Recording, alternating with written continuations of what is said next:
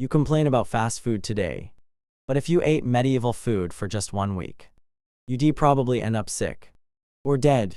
No refrigeration, no hygiene, and food that modern humans couldn't stomach. Let us compare medieval food with what we eat today. In medieval Europe, food was not something people looked forward to, it was something they endured. For the vast majority of the population, daily meals were repetitive, heavy, and often unpleasant. A normal medieval meal usually consisted of coarse bread made from barley, rye, or oats. This bread was dense, dark, and difficult to chew. Nothing like the soft white bread people enjoy today. Wheat bread, which is common in modern households, was considered a luxury and mostly reserved for the rich. Many peasants ate bread that was mixed with ground peas, beans, or even tree bark during times of famine, just to make it last longer. Alongside bread, people commonly ate porridge or pottage, a thick stew made by boiling grains, vegetables, and whatever scraps were available. This pottage might simmer for days in the same pot, with new ingredients added whenever something was found. There was no concept of freshness. The same stew was reheated repeatedly, increasing the risk of contamination. Meat was rarely part of daily life for ordinary people. If they did eat meat, it was often salted, smoked, or dried, and sometimes already close to spoiling. Fresh meat was expensive and usually only eaten during festivals or special occasions. Vegetables in medieval times were limited and seasonal. People relied on cabbage, onions, leeks, turnips, and beans, foods that could survive cold weather and poor soil. Fruits were eaten when available but could not be stored for long. There was no refrigeration, so most fresh food had to be consumed immediately or preserved using salt, vinegar, or drying methods. Even then, preservation was unreliable. Mold, insects, and rodents often contaminated stored food, and people had no understanding of why food made them sick. Water was another major issue. Clean drinking water was rare, especially in cities. Rivers and wells were often polluted with human and animal waste. To avoid getting sick, many people drank weak beer or ale instead of water. Even children. This meant alcohol was a daily part of life, not for pleasure, but for survival. Compare this to modern life, where clean, filtered water is instantly available at the turn of a tap, and food is stored safely in refrigerators and freezers. In contrast, modern daily food is built around choice, safety, and nutrition. Even an average person today has access to a wide range of foods from different cultures and cuisines. Supermarkets offer fresh fruits and vegetables year-round. Thanks to modern farming, transportation, and refrigeration, proteins such as meat, eggs, dairy, and plant-based alternatives are affordable and widely available. Food today is designed to meet nutritional needs, with vitamins, minerals, and balanced diets being common knowledge. Modern meals are also built around convenience. Food can be cooked quickly, stored safely, and reheated without fear of poisoning. Expiration dates, food labels, and health regulations ensure that what people eat is safe. Even fast food, often criticized for being unhealthy, is still far safer and more consistent than medieval meals ever were. Foodborne illnesses exist today, but they are rare compared to the constant risk medieval people faced. Perhaps the biggest difference is psychological. Today, food is a source of comfort, pleasure, and identity. People eat for enjoyment, social connection, and health. In medieval times, food was a constant worry. People went to sleep hungry, feared poor harvests, and understood that a bad season could mean starvation. There was no backup system, no food banks, no imports from other countries. If crops failed, people died. When you compare daily medieval food to what we eat today, the gap is shocking. What modern people consider basic or even boring meals would have been unimaginable luxuries in medieval times. A simple breakfast today: fresh bread, fruit, eggs, and clean water would have been better than what most medieval people ate in their entire lives. This comparison alone makes one thing clear. Surviving on medieval food wasn't just difficult, it was a daily struggle that modern humans are no longer built to handle. Food safety in medieval times was almost non-existent, and eating was a daily gamble with illness or death. People had no understanding of bacteria, germs, or contamination. When medieval individuals became sick after eating, they often blamed bad air, evil spirits, or divine punishment rather than spoiled food. This lack of knowledge meant that dangerous practices continued for centuries, turning everyday meals into serious health risks. Meat was one of the most dangerous foods in medieval life. Animals were usually slaughtered without any sanitation, often in open areas where dirt, insects, and waste were everywhere. Once killed, meat spoiled quickly, especially during warm weather. Without refrigeration, meat was preserved using salt, smoking, or drying, but these methods were inconsistent and often failed. Many people consumed meat that had already begun to rot, covering the taste with heavy spices if they could afford them. In some cases, spices were not used for flavor at all, but to mask the smell of spoiled meat. Bread, a medieval staple, was not always safe either. Grain storage was primitive, and flour was frequently contaminated by mold or pests. One of the most dangerous molds was ergot, a fungus that grew on rye. When consumed, it caused severe symptoms including hallucinations, convulsions, burning sensations in the limbs, and even deaths. Entire villages suffered from mass poisoning without knowing the cause. To medieval people, these outbreaks seemed mysterious and terrifying, further reinforcing superstition and fear. Dairy products posed another major risk. Milk spoiled within hours and was often consumed sour or partially fermented. Cheese and butter were made without proper hygiene, and contamination was common. Even small amounts of spoiled dairy could cause serious illness. Eggs were eaten without any way to test freshness, and cracked or infected eggs were common. Food poisoning wasn't an occasional event, it was an expected part of life. Water contamination made the situation even worse. Most medieval water sources were polluted by sewage, animal waste, and decaying matter. Drinking untreated water often led to diseases such as dysentery and cholera. To reduce risk, people drank ale or wine instead, believing fermented drinks was safer. While alcohol did kill some bacteria, it also led to dehydration and poor health, especially for children who drank it daily. Compared to modern life, where clean water is filtered, treated, and constantly tested, medieval people were surrounded by invisible dangers they could not escape. In contrast, modern food safety is built on science, regulation, and prevention. Today, people understand how bacteria spread and how to stop it.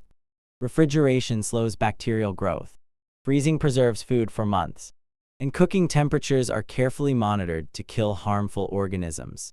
Food processing facilities follow strict hygiene rules, and inspectors regularly test food supplies to prevent outbreaks.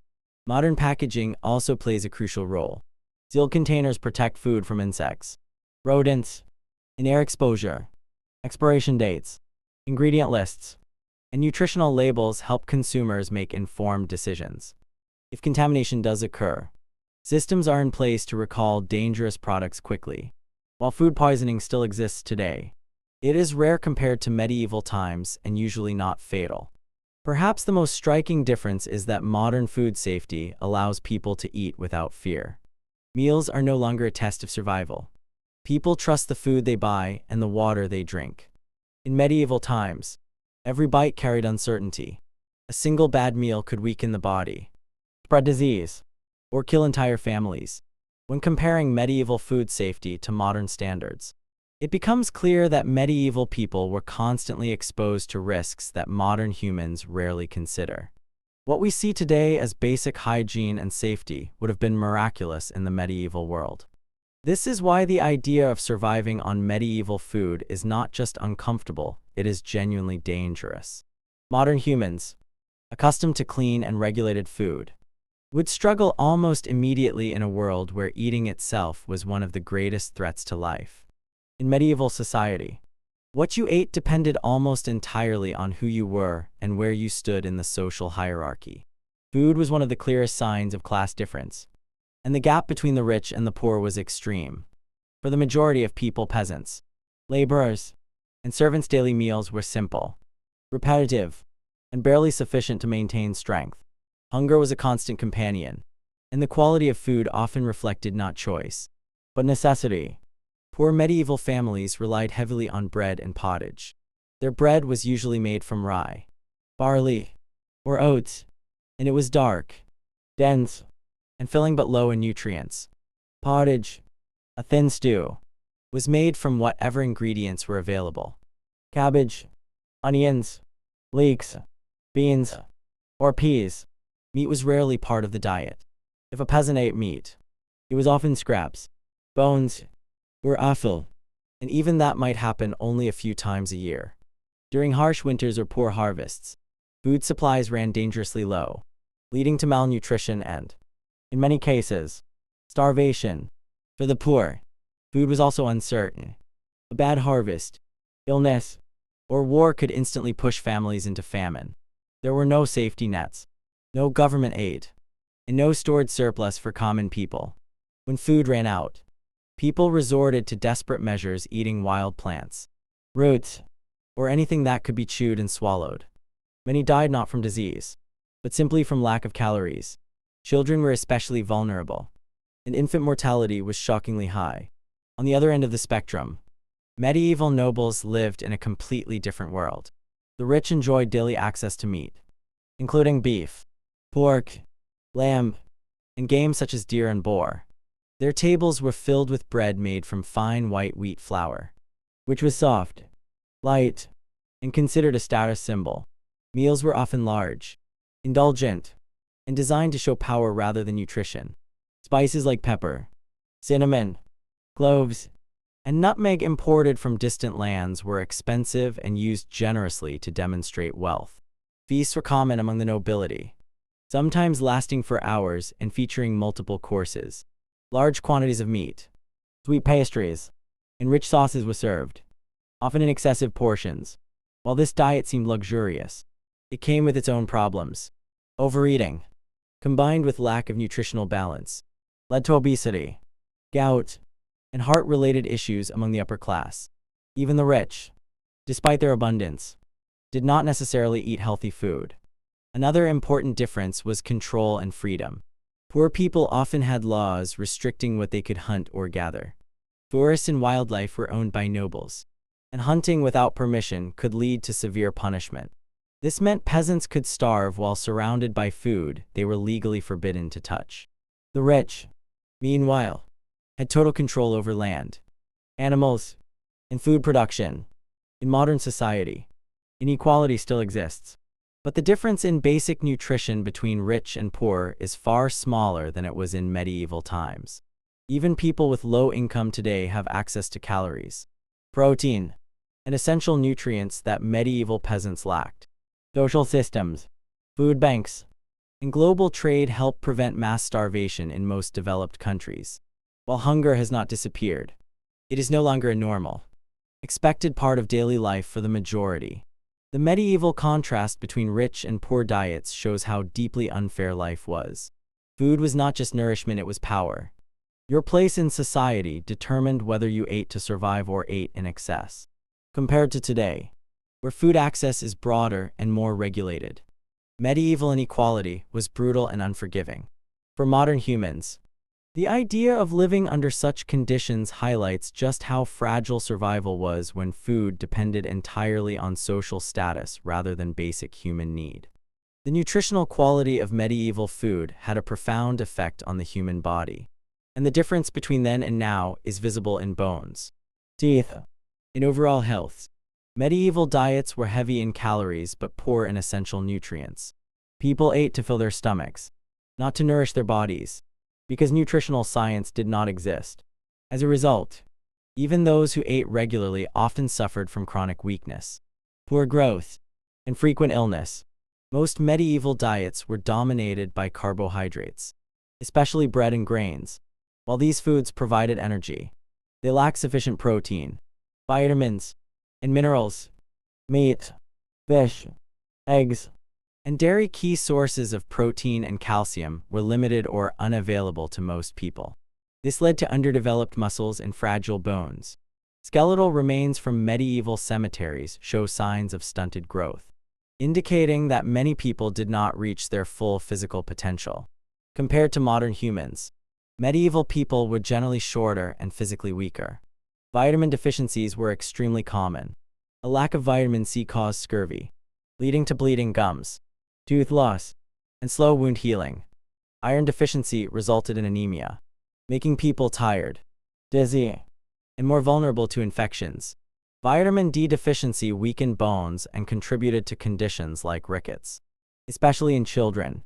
These health problems were widespread and often accepted as normal parts of life rather than signs of malnutrition. Teeth tell one of the clearest stories. Medieval people often suffered from severe dental problems at a young age. Their diets, heavy and coarse bread and unrefined grains, caused excessive wear on teeth.